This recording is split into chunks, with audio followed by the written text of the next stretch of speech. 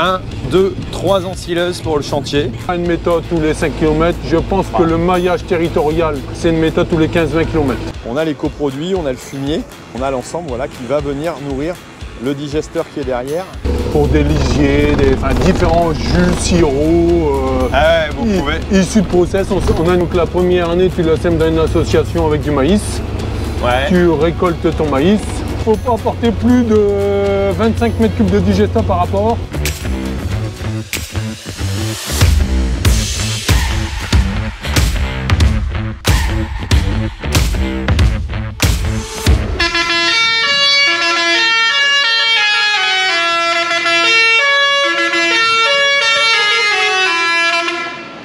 Oh la vache! Ça explose les tympans. Là, dis-moi, c'est quoi cet autocollant là sur le tracteur? Ah, ça, c'est un passage médiatique. De l'amour est dans le pré. Je suis avec Charles-Henri, voilà. Donc, l'amour est dans le pré, la saison 14 qui a 4 ans aujourd'hui. Alors là, on quitte l'équipe Trelleborg, on va aller faire un petit tour en ensilage.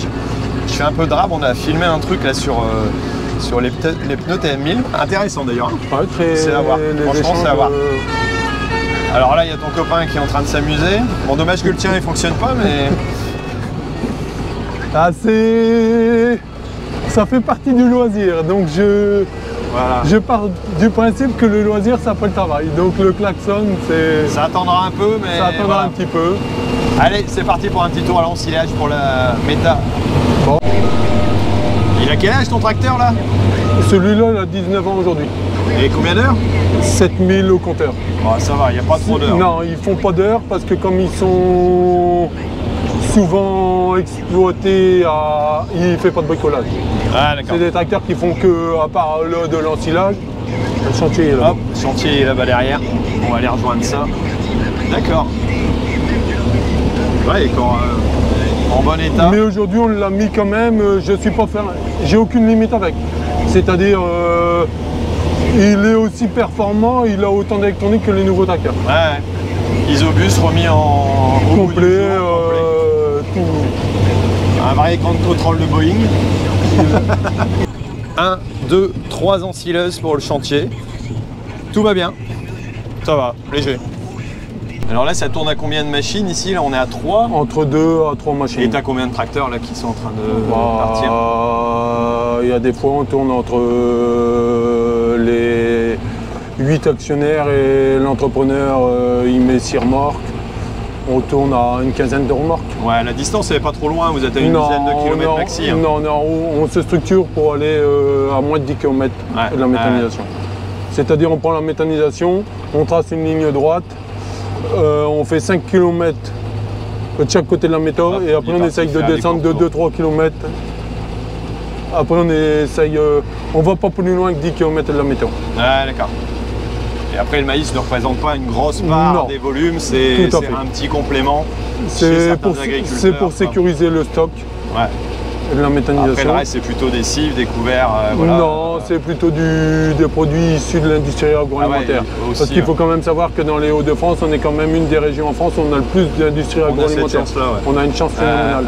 Donc c'est pour ça que pour moi la méthanisation a sa place, mais pas une méthode tous les 5 km. Je pense que le maillage territorial qu'il faut avoir, c'est une méthode tous les 15-20 km. Afin de...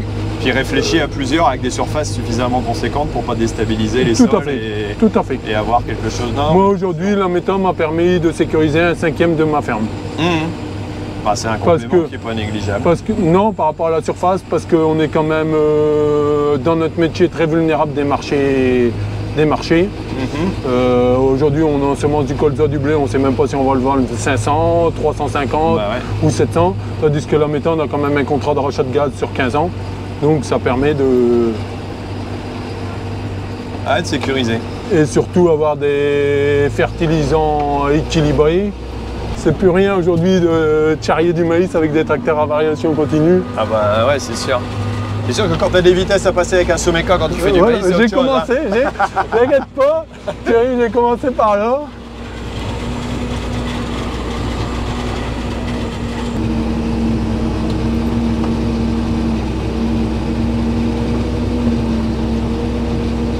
Et ça a quand même bien évolué, hein, tous ces chantiers-là. Quand tu vois les Ancilos, tu les entends plus tourner par rapport à moi. Ah ouais, non, c'est sûr. C'est vrai que tu entendais ronronner ça. L'évolution du machinisme, elle est quand même... ça commence à poser un peu les questions, même tous les robots aujourd'hui, les AG machin qui se mettent en route, là, comme chez David, tout. Non mais... Ça commence à... Et on n'y aurait pas cru il y a 5 ans, hein, ça. Ah non, bah c'est sûr. Moi j'ai vu le premier Agritechnica il y a 4 ans. Ça avale quand même, hein. Après les maïs sont beaux cette année, hein. Ils ont des belles carottes, mais ils n'ont pas de tige. Là, un peu. Ils n'ont pas de tige. C'est quand même des maïs qui ont été semés dans des conditions de sol qui étaient quand même... il n'y avait plus beaucoup au mois d'avril-mai. Il y a beaucoup de semis qui ont été décalés à la première semaine de mai, avec des structures qui étaient à peine égouttées. Mais par contre, après qu'ils ont été semés, ils ont quasiment été 2 mois dans le sec. Bon, j'ai l'impression qu'on te colle au cul, hein. Il y a du monde derrière. On ne pousse pas le collègue par derrière, n'est-ce pas? Voilà. Oh, j'en ai encore sous le pied, hein. Là, je commence à... C'est le John Deere qui a du mal, là, je suis sûr. Le John Deere, il monte les cotes à 1400 tours. Moi, ce que je regarde, c'est les régimes. Là. 1430 tours. Bon, ok, on ralentit. Allez, sois fair play, on ralentit. Puis c'est Camille devant, donc... c'est Camille, dans ce cas-là. Bon alors la notoriété de l'amour est dans le pré, ça donne quoi? Parce que tout à l'heure on est allé au resto quand même avec les pics de Trelleborg. Il y a quand même 2 équipes qui t'ont rattrapé, dont une petite nana, je dirais pas, mais bon. Et c'est moi qui ai fait la photo, qui ai pris la photo. Voilà, mais on l'a pas, hein.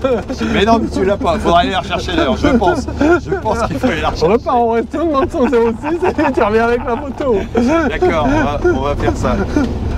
Non mais t'as encore un retour plutôt positif là-dessus quoi, les gens sont sympas. Les gens sont très sympas. Les enseignements que j'en ai tirés, c'est que les liens entre agriculteurs, c'est super. Soudée, quoi. On se rencontre au moins une fois, on s'est au téléphone tous les 3-4 mois entre collègues agriculteurs. Tu vois d'autres agricultures, tu t'aperçois vraiment que par chez nous, on a quand même une agriculture qui est assez compliquée. On a une diversité. Ça te permet de grandir, ça te permet de prendre 15 ans dans ta tête à ravaler ta peur, ton stress, ton trac. Tout ce qui ne nous tue pas nous rend plus fort. Voilà. Aujourd'hui, pour moi, quand j'ai fait l'amour dans le pré, j'étais pas prêt. J'ai fait trop vite, c'est ça? La vie que j'avais ne me plaisait pas, je voulais autre chose, mais je savais pas comment j'allais y arriver. Et là, tu as commencé à changer, à organiser différemment? Non, j'ai changé les choses qui me plaisaient pas. Je me suis diversifié dans des schémas beaucoup plus simples. Bon, ça passe, mais il faut faire des concessions avec les voisins. Voilà, je me suis diversifié dans des schémas qui sont beaucoup plus simples. Et aujourd'hui, depuis un mois, je suis plus éleveur laitier. Parce que j'ai envie d'avoir une vie sociale. Et c'est compliqué tout seul. Avoir une vie sociale avec de l'élevage laitier, c'est compliqué. Et faire comprendre à quelqu'un que tu travailles tout le temps, le samedi, dimanche et compagnie, au bout d'un moment, ça passe plus. C'est sûr. Bon, en tout cas, une belle expérience. Mais je pense qu'aujourd'hui, en apprenant en me posant, je ne pourrais attirer que du bon. Alors, si vous êtes intéressé, vous pouvez envoyer une enveloppe et un courrier à notre ami Charles-Henri à l'adresse suivante. Si tu veux. Fais pas de pari avec moi. Vous mettez un petit commentaire, les nanas, si parce qu'a priori, tu es plutôt intéressé par les nanas, je pense. Ouais, t'inquiète pas. Voilà, donc je suis ouvert d'esprit, mais... Donc voilà, ça pose pas de problème. Mais les nanas, vous pouvez mettre un petit commentaire. Je vous mettrai en lien avec Charles-Henri qui vous répondra dans la demi-heure. Non, peut-être pas la demi-heure. Non, Thierry, là, on vend pas du rêve. Pas exagérer. Bon, allez, tu vas aller voir de la sulfure. On va finir notre petit tour. En tout cas, une belle balade sympa avec une découverte rapide, mais concis et précis. Enregistrement pour chaque benne, chaque parcelle. Chaque client, chaque adhérent du groupe pour savoir ce qui a été mis et puis une analyse à chaque remorque aussi quoi. Pour connaître les matières sèches, les qualités. Pour équilibrer. Hop, la benne n'a pas trop descendu au niveau volume. Alors là, ça avance pas mal au niveau tassage. Voilà, il faut tout de suite bien positionner. Là, on voit les différents produits. Hein. Ça représente qu'un complément, j'allais dire, de l'activité. On a les coproduits, on a le fumier, on a l'ensemble qui va venir nourrir le digesteur qui est derrière. On voit là-bas au fond, c'est une injection chez GRDF, donc injection de gaz. Donc il n'y a pas de moteur sur le système. Et là, on est vraiment en plein dans les travaux lourds. Donc au niveau tassage, ça tasse avec du tracteur, de la remontée. Il faut que ça suive donc 3 tracteurs d'affilée pour l'ensemble. Si tu as 2 ensileuses ou 3 ensileuses, faut avancer, quoi. Allez, la remorque est balée. On voit un petit peu le travail de tassage là, qui se fait en équilibre avec les 3 engins. Il faut forcément tasser au mieux pour que ça réponde bien. Bon, moi je ne vais pas déranger Charles-Henri 2 minutes de plus. Allez, c'est reparti. Donc la gueule de la méta, c'est là où on met les produits. Ça, c'est les caisses d'incorporation où on mélange du fumier, du seigle, des déchets. Le seigle, des déchets. La plus grosse partie qui nourrit le méthaniseur avec un complément. Là derrière, tu as des... Là, c'est des seigles. C'est des seigles, voilà. Et culture intermédiaire entre les cultures. Surtout la méthanisation, celle-ci, tourne quand même avec beaucoup de gisements liquides. D'accord, aussi. C'est-à-dire, c'est un peu une particularité, c'est qu'on lui a fait des fausses d'entrée, beaucoup de fausses d'entrée pour des lisiers, différents jus, sirops. Issus de process. On a une grosse capacité d'accueil. On sait accueillir 10 SMI, par exemple un produit qui a un défaut de fabrication, un rinçage d'une chaîne ou des choses comme ça. Ouais, tout ce qui est coproduit quelque part, l'idée c'est de récupérer un maximum de produits liquides qui seraient des déchets ailleurs et que là on peut réutiliser, mettre en valeur pour faire du gaz. Allez, on continue notre petit tour. Alors là ici c'est coupe-gorge, route entre Arras et c'est Saint-Paul là-bas. Le Touquet. Le Touquet, voilà. Donc soit Coé en train de passer ou peut-être Manu, je sais pas. Ou peut-être Thierry. Ou peut-être Thierry aussi qui va à la mer. Et Sylphie. Ça fait combien de temps que tu l'as implanté ça? Donc cette Sylphie-là, elle a été semée l'année dernière. D'accord. Donc la première année, tu la sèmes dans une association avec du maïs. Ouais. Tu récoltes ton maïs. Ouais. Parce que c'est une plante qui met c'est une plante qui met au minimum 24 mois pour s'implanter. C'est-à-dire la première année, elle reste en fond de végétation. Elle ne fait pas plus de 20-30 cm de haut, avec des feuilles larges, elle reste dans l'ombre. Et c'est une culture, c'est plus tu la coupes, plus elle ramifie, plus elle fait de stolons. D'accord. Donc c'est pas les pâquerettes, hein, c'est pas ça fleurit comme des petits tournesols. Ouais. Ça fleurit pendant... Donc cette culture-là, pour faire l'arborescence, il faut une température de sol à 16 degrés, pas moins. Donc tu la sèmes pas avant le mois de mai-juin. Tu as ton terrain, tu fais une paire de faux semis, tu le prépares au printemps, tu fais un marnage. Tu prends de la craie, tu le déchames un coup profond. Tous les 15 jours, 3 semaines, tu fais une préparation betterave. C'est-à-dire tu fais un faux semis, tu passes, tu crousquilles. T'écumes. Et là, ils ont dû arrêter l'ensilé, c'était un peu trop humide dedans, c'est ça? Trop humide dedans, et c'est soit ça se fait au bec normal à maïs, ou soit ça se fait à la coupe directe. D'accord. Comme pour les métels. Donc la première année, tu fais ton marnage, tu fais tes faux semis. Arrivé au mois de mai-juin, quand tu as fait tes faux semis, tu sèmes ton maïs à 45 ou à 75. Tu redécales tes câbles GPS pour semer entre les deux et tu ressèmes ta Sylphie. Donc la Sylphie, ça se sème entre 2,5 et 4 kg à l'hectare.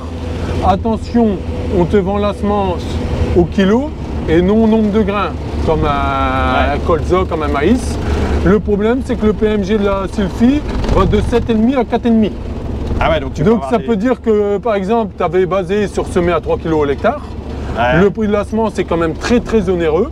C'est-à-dire ça tourne aux environs des 600, entre 750 et 600 € le kilo. Ah ouais. Mais tu peux avoir un poste semis selon le PMG qui varie entre 1008 l'hectare et 2005. Ouais, donc le coût d'implantation il est hyper élevé. Par contre, tu sèmes? Non, après c'est très compliqué pour régler le semoir parce que la graine, c'est une petite graine. C'est une graine qui fait à peu près 5 mm sur 5 mm, mais avec même pas 1 mm d'épaisseur. Donc le défaut qu'elle a, c'est qu'elle vient se coincer entre le sélecteur et le disque.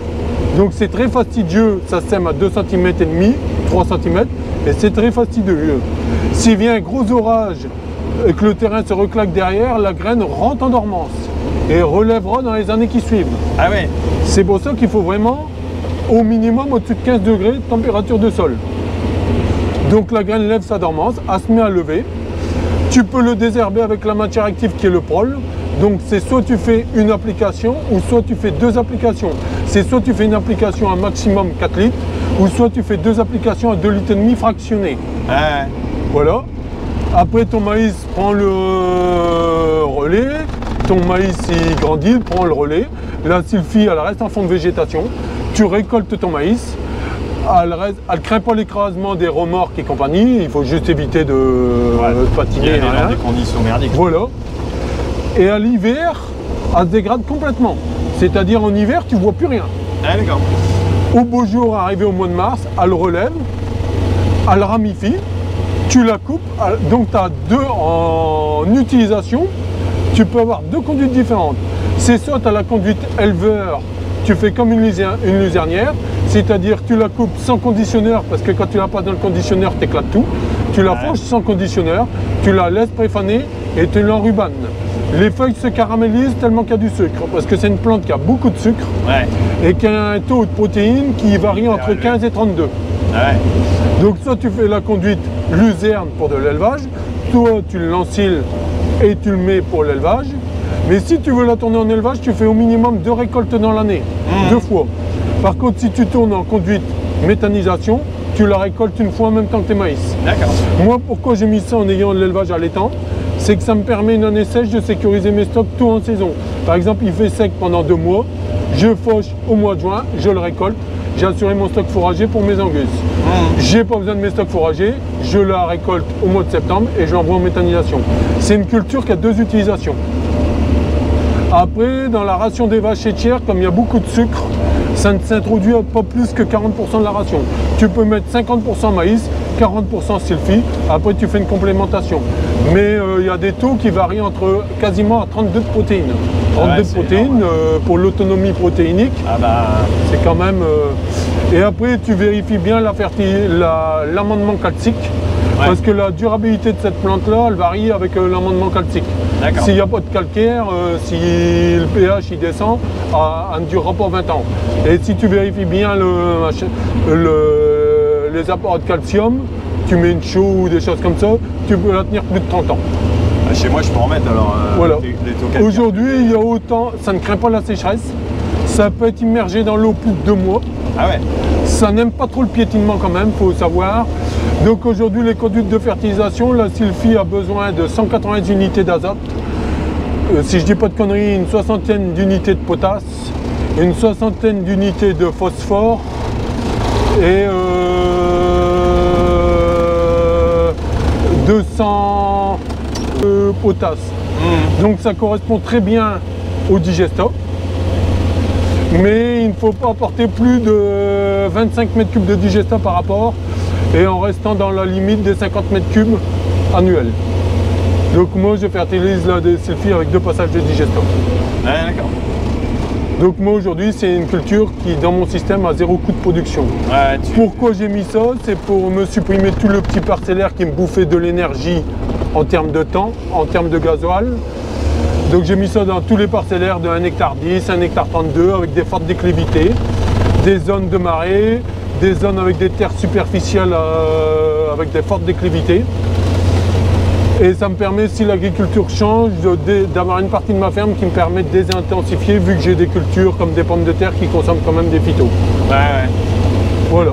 T'as des IFT là qui sont à 0, donc voilà. C'est plutôt pas mal. Après, la réglementation était très floue. La sylphie, on l'a déclarée comme autre plante aromatique dans les premières déclarations PAC. Cette année, elle a une case, je ne sais plus laquelle. Sa situation a été clarifiée par rapport à la PAC. Mais je pense que c'est une culture qui a de l'avenir. Après, elle produit 150 kg de miel à l'hectare. Ah oui, d'accord. Et ça fleurit pendant 2 mois.